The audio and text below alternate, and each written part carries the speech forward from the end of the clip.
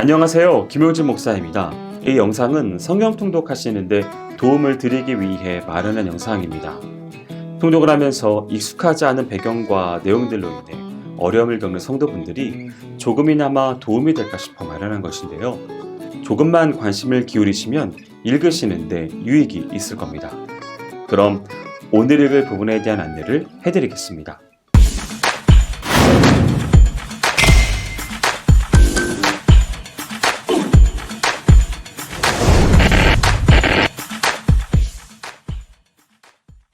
오늘 읽을 본문은 에스라 7장에서 10장까지입니다. 6장까지는 1차 포로 귀환과 성전 재건에 관해 서술되어 있습니다. 6장과 7장 사이에는 58년이라는 긴 시간적 공백이 존재하는데요. 그 사이 바사 제국의 통치자는 4대 왕인 다리오에서 아하수에로를 거쳐 아닥사스다로 바뀌어졌습니다. 따라서 6장과 7장 사이에는 에스더 사건이 발생했고 결과적으로 그것이 유대 백성들의 2차 포로 귀환의 계기로 작용하게 됩니다. 7장은 학사 에스라의 등장과 아닥사스다의 포로 귀환 조서가 내려지는 내용이 담겨 있습니다. 1절에서 10절은 2차 포로 귀환의 지도자인 에스라에 관한 소개가 나옵니다. 에스라는 대제사장 아론의 후손으로서 율법에 정통한 학사였습니다. 아울러 에스라는 아닥사스다 왕의 신임을 받는 관직에 있던 인물로서 유대 백성들을 지도하기에 충분한 신분과 자격을 구비하고 있었습니다. 본 단락은 그의 족보와 신앙 인격을 소개하면서 그의 인도에 따라 유대 백성들이 4개월에 걸친 여행을 거쳐서 예루살렘으로 귀환한 사실을 서술하고 있습니다.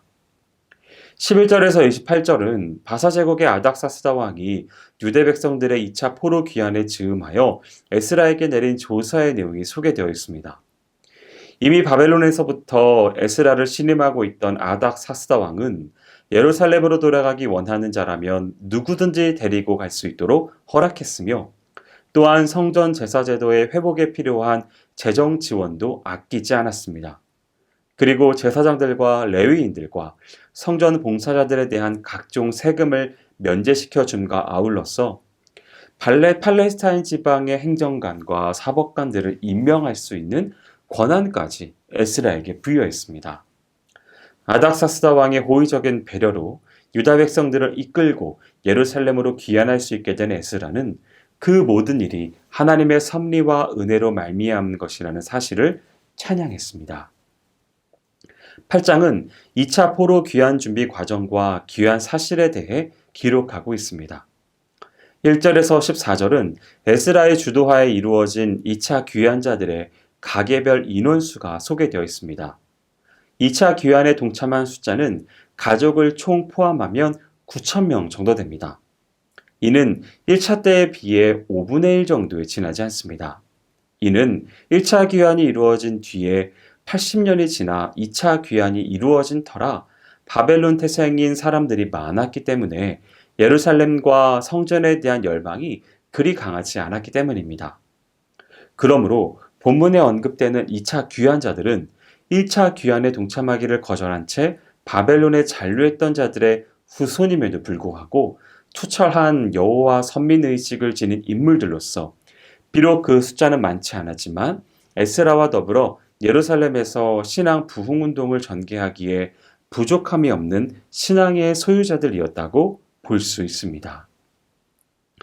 15절에서 36절은 에스라가 유대 백성들을 이끌고 2차 귀환길에 오르기 전에 행한 준비 작업들과 그 결과로 귀환이라는 목표를 달성한 장면이 나옵니다. 이것은 크게 세 가지로 구분될 수 있는데 첫째는 레위인들과 성전 봉사자들의 모집이고 둘째는 금식 선포와 기도이며 마지막은 헌물 관리자의 선정이 귀환에 앞서 이루어졌습니다. 예루살렘에 돌아가서 실시할 율법 교육과 성전 제사 제도의 회복을 위해서 레위인들과 성전 봉사자들을 모집했으며 무려 1500km에 가까운 귀환길을 순조롭게 마치기 위해 먼저 하나님의 도우심을 바라는 금식과 기도에 힘썼습니다. 에스라의 인도하에 귀환길에 오른 유대 백성들은 여행 도중에 몇 가지 어려움들을 겪었음에도 불구하고 마침내 약 4개월 만에 예루살렘에 도착할 수 있었습니다. 9장은 귀환한 에스라가 시행한 개혁과 신앙 부흥 운동 중 그 발단 부분에 해당하는 일련 기사들을 기록하고 있는 장입니다. 1절에서 4절은 예루살렘으로 귀환한 에스라가 개혁 운동을 실시하게 되는 동기를 소개하고 있습니다. 1차 귀환과 성전 재건을 주도한 수룹바벨과 예수아가 죽고 난 후에 유대 백성들은 신앙적으로 매우 해이해져 있었습니다. 그리하여 그들은 율법에 금지되어 있는 이방인들과의 혼인을 거리낌 없이 자행함으로써 하나님의 백성으로서 지켜야 할 영적 순결성을 상실해 가고 있던 상태였습니다. 따라서 이러한 사실을 보고받게 된 에스라는 크게 애통해하며 드디어 종교개혁과 신앙 부흥 운동을 일으키게 됩니다. 5절에서 15절은 에스라가 유대 백성들을 대신하여 하나님께 중보기도를 한 내용이 본문에 소개되고 있습니다. 유대 백성들의 범죄에 대해 하나님 앞에서 온종일 통회하던 에스라는 드디어 저녁 제사를 드릴 때가 되자 회개의 기도를 하기 시작했습니다. 이 기도에서 무려 27회에 걸쳐서 우리라는 복수 1인칭 대명사가 사용되었습니다. 이러한 사실을 통하여 에스라가 동족에 대한 연대의식이 얼마나 강했으며 이스라엘 공동체를 위한 에스라의 기도가 얼마나 간절했는지를 알 수 있습니다. 10장은 에스라의 실제적인 개혁 운동이 기록되어 있습니다. 1절에서 5절은 간절한 중보 기도를 드리는 에스라의 모습에 유대 백성들이 신앙 양심을 깨워 회개에 동참하는 내용이 나옵니다.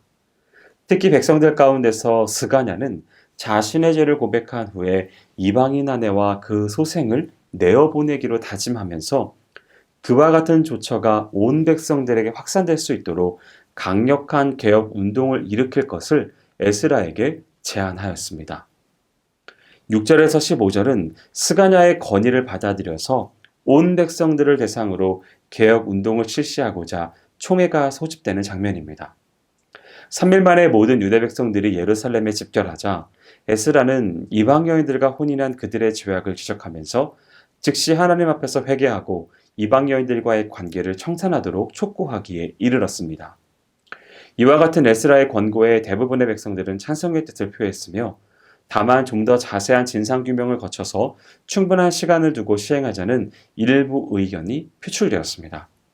그러나 아사엘의 아들 요나단을 비롯한 몇몇 사람이 그와 같은 백성들의 태도에 반대하면서 즉각적인 시행을 주장함으로써 결국 에스라는 조사위원회를 구성하여 이방 여인과 결혼한 자들을 철저히 가려내도록 조처하였습니다.